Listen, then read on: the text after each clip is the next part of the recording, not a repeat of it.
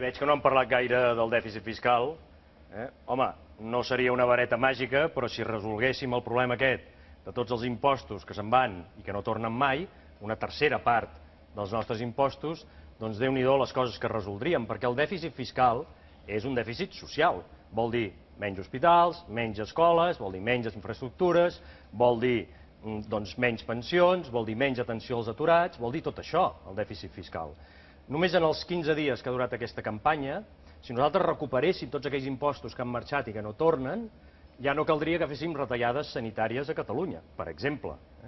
Nosaltres en les últimes dècades, de fet, hem estat rescatant l'economia espanyola durant dècades amb totes aquestes aportacions que no han tornat mai. Proposem que nosaltres recaptem tots els impostos en un model de concert o de sobirania fiscal i volem ser majors d'edat. Sí, jo tinc un petit problema amb el concepte de pacte fiscal perquè no l'acabo d'entendre. A mi m'agradaria que l'expliquéssim perquè vostè ha dit ara rebaixar el dèficit fiscal del 8% al 4%, que vol dir que el redueix a la meitat. Jo el que sí que entenc és el concert econòmic del País Basc i Navarra. Si els ensenyo aquesta gràfica veuran que això són els nivells d'atur. País Basc i Navarra, 11-12%. Catalunya, molt pròxim a la mitjana espanyola d'atur d'un 20%. Això és el concert econòmic. Recaptar tots els impostos, no anar del 8% al 4% de dèficit, sinó quedar-se sense dèficit i poder emprendre, per exemple, polítiques per reduir l'atur. Això és el concert fiscal, concert econòmic, i és el que volem nosaltres. Sí, hem parlat de retallades i a mi em sembla que és obvi que les retallades s'han d'aplicar allà on no perjudica tant els interessos o el benestar dels ciutadans. Com una economia domèstica, doncs no retallarem primer amb el benestar, amb la nostra salut, amb l'educació dels nostres fills, evidentment retallarem altres coses més supèrflues. Catalunya no és Grècia, Catalunya no és Grècia. No viu per sobre de les seves possibilitats. Catalunya està vivint per sota de les seves possibilitats. Per què? Per què? Perquè els diners que se'n van, els diners que a més després provoquen aquestes retallades, doncs si els tinguéssim, això no ho hauríem de fer. Per tant, per què no retallem a l'Estat? Per què no retallem en la despesa de defensa, senyora Chacón? Per què no retallem al Ministeri de Defensa? Han anunciat vostès una retallada, un estalvi d'un 2%, una cosa així, però és que han estat augmentant el pressupost tots aquests anys quan ja sabíem que hi havia una crisi galopant. Per què no hem reduït el pressupost de defensa i els fons reservats? Sí, jo malgrat tot seria optimista perquè penso que al capdavall és veritat que els catalans de les pedres en fan pans. Jo l'altre dia estava amb el Juan de la Trinitat, és una persona, un expresidiari, que està en procés de reinserció, i em deia, sisplau, vosaltres, polítics, jo estic penjant d'un fil. La meva vida, la meva existència, el meu treball penja d'un fil. No vingueu amb les tisores, perquè si em talleu el fil aquest, jo cauré en el pou de l'exclusió i de la misèria. I deia, doneu-me pic i pala, perquè en pic i pala sortiré del forat, em posaré a treballar i faré aportacions a aquest país. És aquest tipus de gent el que hem d'ajudar, i més que fer disputes entre nosaltres, crec que hauríem d'intentar acordar uns mínims per ajudar la gent que vol pencar i que vol tirar endavant el país. Crec que és el que hem de fer. Jo ahir parlava amb un amic meu aturat i em deia, hi ha 3 sortides a la crisi. Feina, feina i feina. Totalment d'acord. Totalment d'acord amb el meu amic. Ja li vaig dir que avui sortiria al debat i des d'aquí el saludo. Feina per abaratir l'entrada i no pas la sortida del mercat laboral, que és el que ha aconseguit la reforma laboral, que alguns aquí presents van votar. De fet, ha incrementat l'atur. Aquesta reforma ha incrementat l'atur, lògic, perquè si facilites la sortida i no l'entrada, és el que passa. Feina a través del foment de tot allò que fan els emprenedors, les petites empreses i els autònoms, amb una proposta que tenim nosaltres, per exemple, d'una deducció de 3.000 euros per la primera contractació i d'una bonificació del 100% de la Seguretat Social també per la primera contractació. I feina a través de les exportacions, que són la riquesa i el sector més dinàmic del nostre país en aquests moments. Els nostres avis van fer la fàbrica d'Espanya. Nosaltres intentem fer fàbrica d'Europa. I els nostres fills, si volen sortir de la crisi, hauran de fer fàbrica del món. És en el sector de les exportacions, en bona mesura, que ens hi juguem la laboriositat catalana, la industriositat catalana i tot allò que ens ha caracteritzat. En aquests moments, l'any passat, les exportacions van créixer un 16%. Anem bé, però hem d'anar millor. L'altre dia parlava també amb un vinyater que estava exportant tots els seus vins del Priorat a diversos llocs. El mercat espanyol li ha baixat a un 5% de les exportacions. I em deies que nosaltres ja hem proclamat la independència econòmica. I és per aquí que hem d'anar, anar directes al món.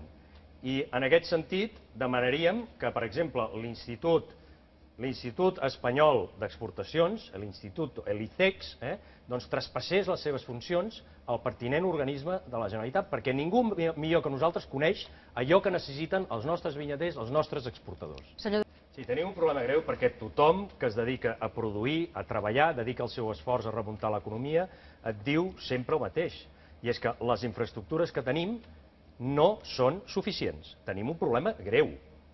Quan el corredor de la Mediterrània en realitat s'ha convertit en un nus corredor que ens escanya, mentre a la resta de l'Estat es fan trens que no van enlloc, aeroports on no hi passa ningú, doncs aquí tenim un problema greu.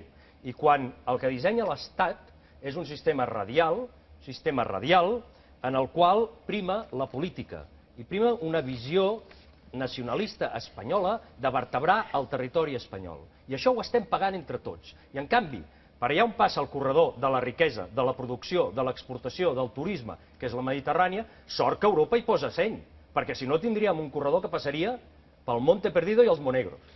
Senyora Chacón, cal que li recordi per què van tancar el tren d'alta velocitat que anava de Toledo a Cuenca, amb una mitjana de 6 passatgers diaris, i que existint ja el tren d'alta velocitat, perquè només cal que passin per Madrid, facin un transbordament de 10 minuts més. I l'han hagut de tancar perquè, evidentment, això és antieconòmic. No em digui que la seva prioritat són les infraestructures, quan Europa, a més, ha hagut de posar seny amb un pacte que hi havia entre el ministre espanyol del RAM i el ministre francès del RAM per fer passar el corredor ferroviari pel Pirineu central, que ja em dirà quanta indústria, quant de turisme, quantes exportacions i importacions hi ha en aquest eix. El problema és que acabem sempre pagant en clau catalana, se'ns en van els recursos, i després volen encara que votem en clau espanyola. Senyor Duran. És que se'ns en van els recursos, ens estan empobrint el país. Aquest és el problema. Sí, jo voldria parlar d'una nova política i d'una nova societat en què la gent s'escoltin els uns als altres. I nosaltres escoltem allò que està passant en el carrer. En els últims anys, des de les últimes eleccions espanyoles, han passat moltes coses en aquest país. Hi ha hagut el procés de l'Estatut agònic i la protesta massiva al carrer contra aquest atemptat contra una carta escollida, votada per tots els catalans i pels seus representants polítics. S'ha produït també les consultes sobre la independència, un procés eminentment participatiu a tot el país. Les protestes contra les retallades, la indignació al carrer. I veiem com hi ha la vella política de sempre, la del no, que continua amb les mateixes polítiques i amb les mateixes fórmules de sempre. Hem de canviar, hem d'escoltar, no podem passar de llarg, xiular i despistar. Ens hem d'adaptar a aquesta societat nova que està canviant. Ètica i economia. Parlem d'ètica i economia. Quin sentit té que anem a rescatar bancs? Quin sentit té que anem a rescatar bancs i que arruïnem a la gent? La dació en pagament. Sembla que més o menys estem d'acord. Doncs votem-ho ja, aprovem-ho ja. Quin és el problema? Quin és el problema? Com podem sostenir que la gent que s'ha hipotecat i no pot tornar a la hipoteca, li prenguin el pis i, a més, l'obliguin a pagar la hipoteca? És que a cap país civilitzat passa això. Resolem-ho ja. Els pisos buits de les caixes, que entrin al mercat de lloguer. Senyor Fernández. Temes en els quals no ens posarem d'acord. Per tant, en lloc d'esgarrapar-nos en posicions que no acostarem mai, perquè no intentem dialogar sobre aquells temes en els que potser ens posarem d'acord. Ètica. Ètica política. Per què el Congrés dels Diputats, on la gent, els que accediran a l'hemicicle, han de tenir un sou digne i merescut, dit això, per què els sous estipulats van de 4.000 a 15.000 euros, amb totes les bonificacions que es poden incloure? Pot arribar als 15.000 euros. Per què hi ha 3.000 euros de despesa de taxis al llarg de l'any a Madrid? Per què? Per què els senyors diputats han de viatjar en primera classe quan en classe turista es triga el mateix de volar de Barcelona a Madrid? Sí, només una puntualització que em sembla de justícia. Si tenim corredor mediterrani que passa per la Mediterrània, que sembla una obvietat, i no passa per l'altiplà, no és per cap govern espanyol, és perquè hi ha un grup de pressió molt ben organitzat, de gent molt intel·ligent, molt emprenedora, liderat pel senyor Amorós, que ha fet la seva feina a Brussel·les, ajudada per alguns europarlamentaris catalans. I això és el que ha aconseguit posar seny en aquest tema en què cap govern espanyol aconseguia posar-hi seny, perquè els governs espanyols sembla que tenen l'obsessió de guiar-se per criteris antieconòmics i de fer passar els corredors de la Mediterrània per un lloc on no hi ha ni Mediterrània ni activitat econòmica. Miri, senyor... Moltes gràcies. Nosaltres apostem pel sí. Nosaltres apostem per la república del sí. Nosaltres apostem per la república del benestar, de la feina, de l'optimisme, del canvi. Nosaltres apostem per viure en un país millor. I nosaltres ja no volem formar part de la comunitat autònoma del no. Del no vosaltres no podeu decidir, del dèficit fiscal, del malestar. No volem pertànyer a aquesta comunitat autònoma i a aquest model autonomista perquè la carrossa autonomista ja s'ha convertit en carbassa. Ja fa tard, ja fa temps que li ha passat el seu millor moment. Nosaltres volem una república catalana independent perquè, com diu Jordi Pujol, ja no hi ha arguments contra la independència. I com diu Pasqual Maragall, la república que nosaltres hauríem de tenir és aquella república que va proclamar Francesc Macià i que hauríem de recuperar. Volem viure en un país optimista i per això volem la independència. Senyor Cosco... Ara es val més qualsevol escó independentista que 25 escons de diputats invisibles a Madrid o que 10 escons de diputats rendits al poder espanyol. De què van aquestes eleccions? Aquestes eleccions no van de pactes, transaccions, no van d'assegurar la governabilitat de l'Estat, no van de res d'això. Segurament tindrem una majoria del Partit Popular, jo estic content que el senyor Fernández Díaz estigui molt content, això també em fa molt content a mi, però és evident que el Partit Popular segurament governarà amb majoria absoluta i, per tant, el dilema aquí serà no qui pot pactar, sinó qui es pot plantar millor. Qui es pot plantar millor amb veu més ferma, més alta i més clara davant del que ens ve al damunt.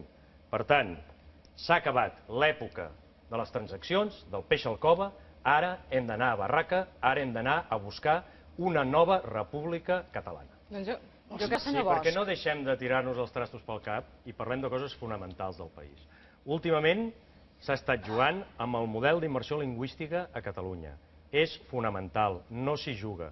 S'està jugant també amb el model comunicatiu català i amb els mitjans públics audiovisuals de Catalunya. I no s'hi juga. I amb TV3 no s'hi juga. És una conquesta històrica, per cert, dels governs de Convergència i Unió. I no s'hi juga per 3 raons. Perquè és un model d'excel·lència que quan l'11M s'estava parlant, se'n recorden d'allò de les 2 línies d'investigació i tot allò, TV3 es va avançar i va dir la veritat. Perquè també és un model que assegura un servei públic rendible. I ja s'estan fent plans d'austeritat, ja s'estan fent, i els professionals de la casa treballen molt per donar exactament el mateix producte d'excel·lència. I després perquè és una eina de cohesió social i de normalització lingüística de la qual no en podem prescindir. Fernández Díaz, el que ens porta a la ruïna és l'Espanya de les autonomies. És que fa molts anys que hi som, fa 4 dècades, i miri com estem. No millorem, empitjorem, ens empobrim. Per tant, siguem molt clars. A més, nosaltres no estem contra Espanya, ni contra els espanyols. No, senyor, és que no ho han entès. Nosaltres estem contra les injustícies del poder espanyol. Estem contra això.